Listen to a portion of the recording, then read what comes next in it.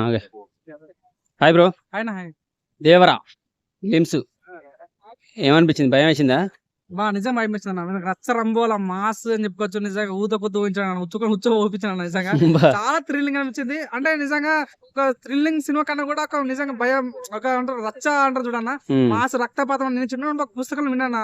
అంటే ఎర్ర సముద్రం అంటే ఎట్లా ఉంటది, ఎర్ర సముద్రం స్టోరీస్ విన్నా కానీ ఎర్ర సముద్రం ఎట్లుంటా కళ్ళతో ఇప్పుడు చూడలేదు. సో నిజంగా క్రోటర్ షోకి ఆశ్చర్యం చెప్పాలి, చాలా థ్యాంక్స్ చెప్తున్నాను. ఎందుకంటే నా కళ్ళతో నిజంగా ఎర్ర సముద్రం చూసిన ఫీలింగ్ నాకు ఈరోజు వచ్చిందన్న. సో నిజంగా స్టార్టింగ్ నుంచి చాలా క్లియర్ కట్ గా చెప్పాడు. ఇంకోటి ఒక సీన్ ఉంటుంది అన్న, మన చంద్రుడిని సగం ఉన్న చంద్రుడు మన దేవర నరుతుంటే ఫుల్ అయిపోతుంది, రక్తంతో నిండిపోతుంటది. నిజంగా షార్ట్ చాలా బాగుంది. Richest glimpse in the world అని చెప్పుకోవచ్చు. చాలా క్లియర్ కట్ చూపించాడు.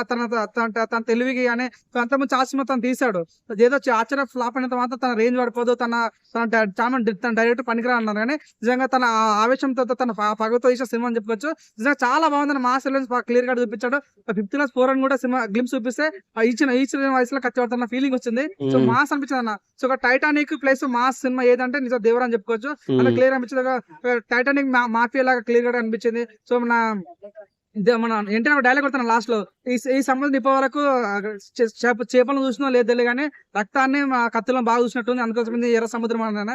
అండ్ నిజంగా డైలాగ్ రాసిన వాళ్ళకి యాక్షన్ చెప్పాలి, డైలాగ్ డెలివరీ చాలా బాగా అనిపించింది. సో మెయిన్ అన్న చాలా మంది హీరోకి చాలా రకాల ఫ్యాన్స్ ఉంటారు. సో ఎన్టీఆర్ కళ్ళతో భయపెట్టించాడు అన్న. సో నిజంగా చాలా బాగా అనిపించింది. నిజంగా ఆశ్చర్య తర్వాత నిజంగా క్రోటర్ షోకి చాలా కంబ్యాక్ అని చెప్పొచ్చు. ఈ సినిమాకి మెయిన్ అడ్వాంటేజ్ ఏంటన్నా, సో వాళ్ళ సొంత అన్న ప్రొడ్యూసర్ చేస్తున్నాడు, మెయిన్ అనిరుద్ధ్ బీజం అందిస్తున్నాడు. సో క్రోటర్ షో డైరెక్షన్ కాబట్టి సినిమాకి ఏదో పెద్ద ప్లస్ అయ్యే ఛాన్స్. ఇంకో జాన్వీ కపూర్ హీరోయిన్ ఉంది. సో నాకు డిసప్పాయింట్ ఏంటంటే నాకు కొద్దిగా కనిపించలేదు, అక్కడ కొద్దిగా డిసప్పాయింట్ అనిపించింది. కానీ ఓవరాల్ చెప్తున్నా గ్లిప్స్ అయితే వేరే లెవెల్. సో నిజంగా ఈ సినిమాతో 100% మన ఎన్టీఆర్ మన తెలుగు ఇండస్ట్రీకి రావడం, నిజంగా 100% హాలీవుడ్ నిలబోతున్నా ఫీలింగ్ వచ్చిందన్న. 100% ఈ సినిమాతో ఇక మన ఈ వేరే సినిమా రికార్డ్ అనేది రెస్ట్ ఇన్ పీస్ అయితే అనుకుంటున్నా.